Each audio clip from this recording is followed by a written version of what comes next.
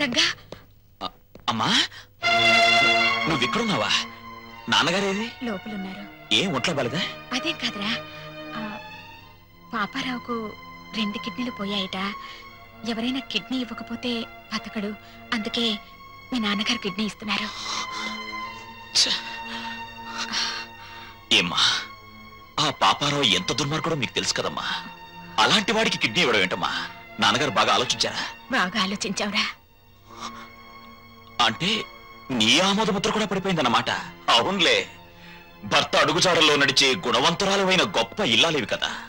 ఆయన చేసే త్యాగాలకు సంతోషంగా తలూపి భర్తకు రాబోయే కీర్తికి పొంగిపోయి బయట కూర్చున్నావు. బాబు, మీ నాన్నగారిని సరిగ్గా నువ్వు అర్థం చేసుకోవడం లేదురా. నిజమేనమ్మా, నిజమే. అర్థం చేసుకోకే ఒకసారి చీపోరా అంటే బయటికి వెళ్ళిపోయాను. ఇప్పుడేమైనా అర్థమవుతారేమో ఒకసారి ప్రయత్నిస్తాను. ఎక్కడా మహానుభావుడు? నువ్వెంతో గొప్పవాడిగా భావించి ఆయన దర్శన భాగ్యం చేసుకుని వస్తాను.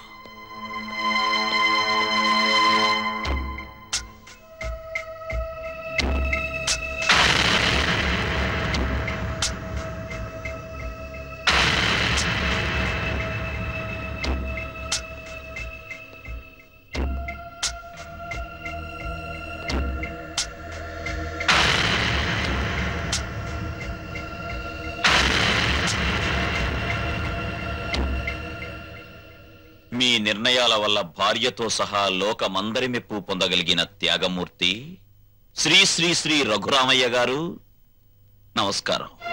శత్రువుకి తన కవచకుండలాల్ని దానం చేసి తన ప్రాణాన్నే పణంగా పెట్టిన కర్ణుడు మీకు బంధువా? పక్షి ప్రాణం కోసం తన రక్త మాంసాల్ని కోసిచ్చిన శిబి చక్రవర్తి మీకు ఆదర్శప్రాయుడా? ఎంత మంచిని ప్రోత్సహిస్తున్నారు సార్. కానీ వాళ్ళంతా లోక కళ్యాణం కోసం త్యాగాలు చేశారు. మీరు లోకానికి చెడు మాత్రం చేసే ఈ పాపారావుని రక్షించి ప్రజల్ని భక్షించమని ప్రపంచం మీద వదలబోతున్నారు. ఇదే మీకు తెలిసిన నీతి, న్యాయం, ధర్మం. రంగా, నీ ఆవేశం నీదేనా? నేను చెప్పేది కాస్త వింటావా? చెప్పండి చెప్పండి. లోకంలో ప్రతి వ్యక్తి తను చేసిందే సరైందనుకుంటాడు. అది మానవ నైజం. అక్కడ అమ్మ సమర్థించడాన్ని విని సంతోషంతో గుండె వేగం పెరిగింది. ఇప్పుడు తమరి వాదన విన్న తర్వాత ఆనందంతో హృదయమే పగిలిపోతుందేమో. చెప్పండి, త్వరగా చెప్పండి. రంగా, నువ్వు ఎంత వ్యంగ్యంగా మాట్లాడినా నేను చెప్పేది కూడా వినరా. వాడు పాపారావు అన్న విషయం పక్కన పెట్టు. ప్రస్తుతానికి తనవాడెవరూ ఆదుకోక ఓ మనిషి కిడ్నీ లేక చచ్చిపోతున్నాడ్రా.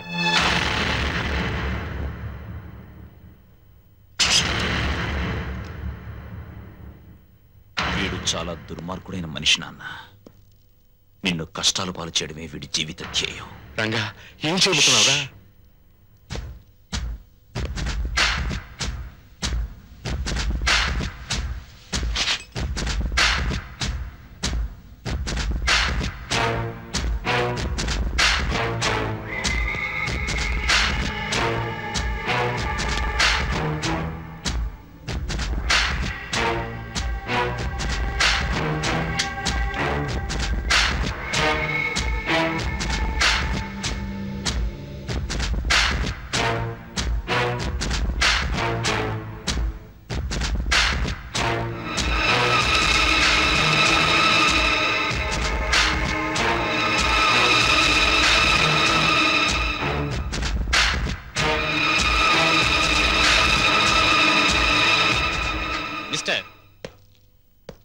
ఆయనపై మీకున్న అనుమానం నాకు అర్థమైంది. 1 మినిట్.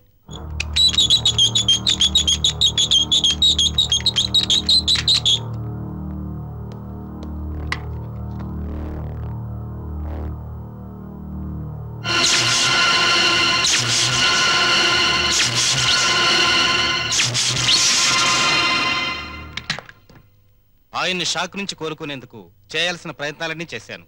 ఎనీహౌ, ఆయనకున్న కిడ్నీ ట్రబుల్ ముందు ఇదేమంతా. విషయం అర్థం చేసుకున్నాను.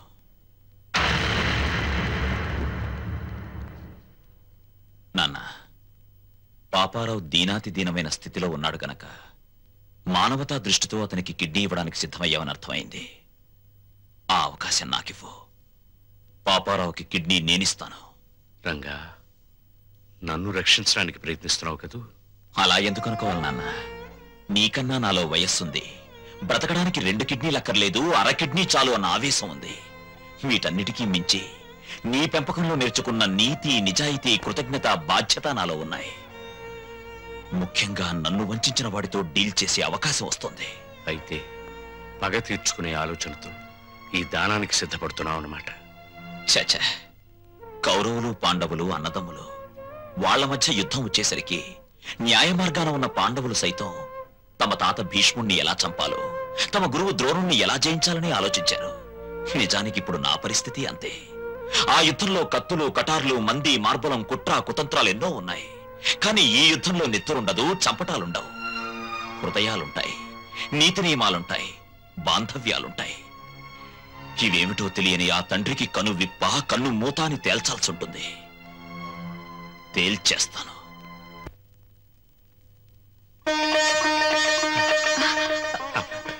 ఏమండి? లక్ష్మి, ఇక్కడే ఉన్నావా? శుభవార్త. తండ్రి పేరు చెప్తేనే మండిపడే రంగా ఇప్పుడు తనే కిడ్నీ ఇవ్వబోతున్నాడు. నిజమా? నాకు చాలా ఆనందంగా ఉంది. నాకు చాలా ఆనందంగా ఉంది. అయితే ఈ విషయం పిల్లల దగ్గరికి వెళ్ళి చెప్తా. నువ్వు పిల్లల్ని ఇంకా మర్చిపోలేదా? అదేమిటండి, రంగా తన తండ్రికి కిడ్నీ దానం చేస్తాడని ఏనాడన్నా ఊహించామా? అలాగే మన పిల్లల్లోనూ మార్పు రావచ్చుగా. అలాగే, నీ కోరికెందుకు కాదనాలి? రా. సిగ్గులేదు? ఇప్పుడు దాకా ఎక్కడ బలాదూరు తిరిగొచ్చావు? పో అవతలకి. రాణి, చెప్పేది విను. రంగడొచ్చి ఇంటి మీద దౌర్జన్యం చేస్తే దిక్కు దివాణం లేదు. అసలు మగాడవేనా? అది కాదు, ఆ టైంలో నేను ఇంట్లో లేను. రాణి, అది కదా మాట. అయ్యో, ఇదిగో అసలు జరిగిన విషయం ఏంటో తెలుసా? నాకేం చెప్పదు. ఎందుకు ఆలోచిపడతావు? నేను ఇంట్లో లేను. కథలు చెప్తున్నావా?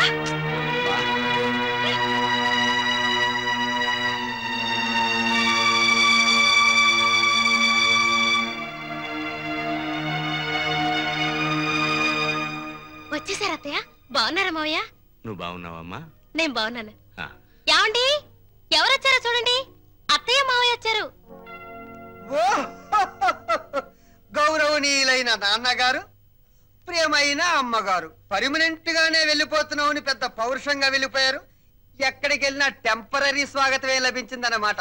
ఏమన్నా అంటే ఆత్మాభిమానం.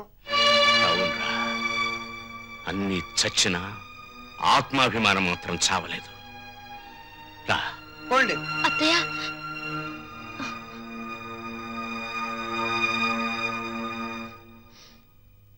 నీలాంటి కొడుకుని పురిట్లోనే వడ్లగిన చేసి చంపాలరా నీచుడా.